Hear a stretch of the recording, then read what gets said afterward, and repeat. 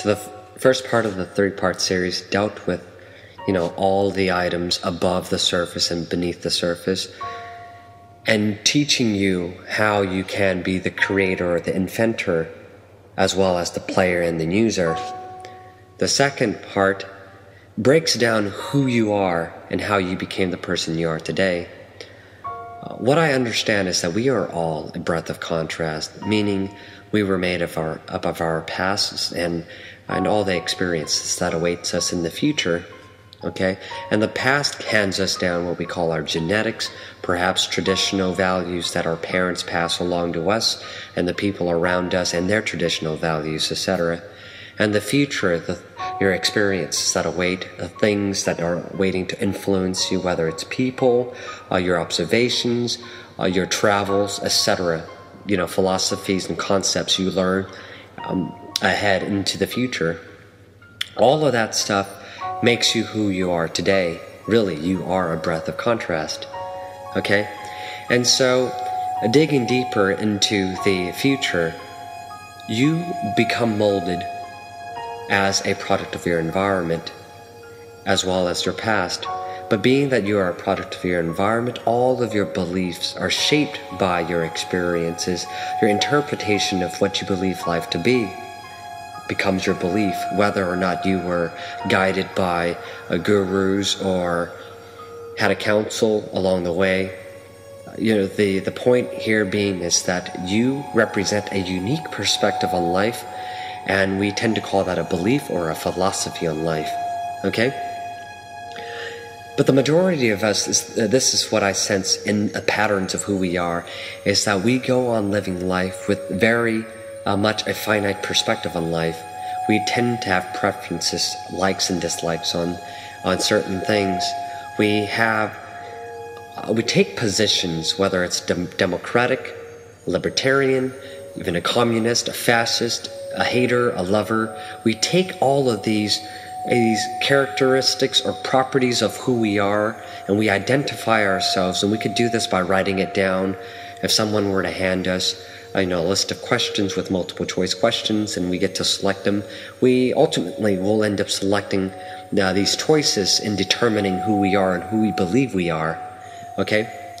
And I have these questionnaires out. About 5 years ago, I put these questionnaires out, and it's proven to be the case. Most people know quite confidently who they are, and they'll just circle the answers that the choices that you provide. And what I realized is to be the case is that the more we identify with who we are from a one-sided perspective, we choose these circles, as opposed to identifying with the possibility that we are every single thing. We are both good and bad. We like bananas and hate bananas. We like chocolate and hate chocolate.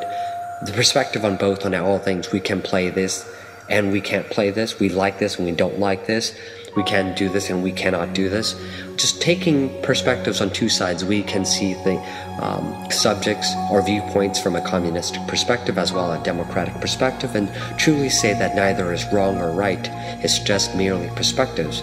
And really forge an understanding from what Einstein said, that all items in life are truly relative to your own belief.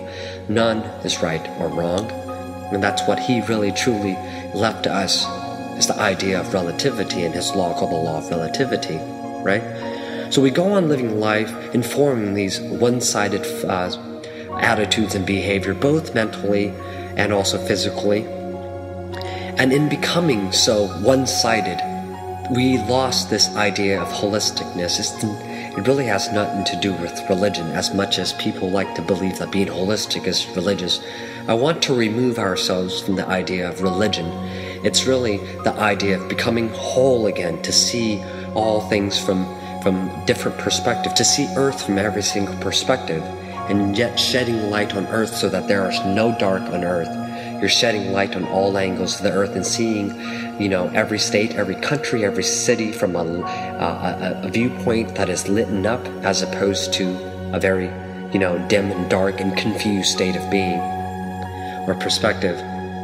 So my idea here again is that in order for you to become whole again, you must understand that taking one-sided perspective or having a one-sided mentality or psychological behavior and attitude and approach on things render you half efficient as you normally would be.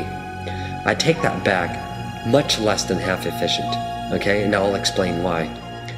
If I were given half of the directions from my house to your house and I've never been to your house again, I believe that I'd get that right or arrive at your house probably 1 to 2 times out of 10 times. It'll take me a while to get there. Say if I were given 1 leg versus 2 legs, or one was taken away from me, I wouldn't be half as efficient. I wouldn't be half as fast. The same is true if I were given 1 arm versus 2 arms. Okay? Now see from the other perspective. 2 brains is not just more efficient than 1 brain. 2 brains are actually more efficient than 2 brains. So 1 plus 1 doesn't equal the 2 in this particular sense. 1 plus 1 equals to greater than 2. And that's why it's so important that when you work and collaborate with people, you get so much more out of life. If you learn how to communication, you get so much more. And so from my perspective and seeing patterns, 1 plus 1 doesn't equal the 2. That's why when you work with someone else, you get a lot more than 2. Think about this. If you have A plus B, you don't just get A and B, you get A and B and also AB and BA as well. So you get so much more than just one A and B. So from Ford's and from a yin and yang perspective, both validate the perspective that if you were given half or being one-sided of who you are, you're not half as efficient as you can be, not even close. You're only 10 to 15% as efficient, okay? And this makes sense against what our society believes, that our brain is only about 8 to 15% as efficient as it can be. In other words, we are only using about 8 to 15% of our brain capacity, the majority of us. 15 on the higher and upper echelon, 8 on the lower echelon, okay? But for the most part, we aren't using half of our brains. Being one-sided, we are only using 10 to 15% brain capacity or brain power.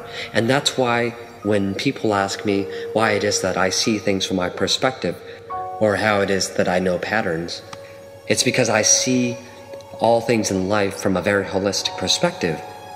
And because I live life in contrast.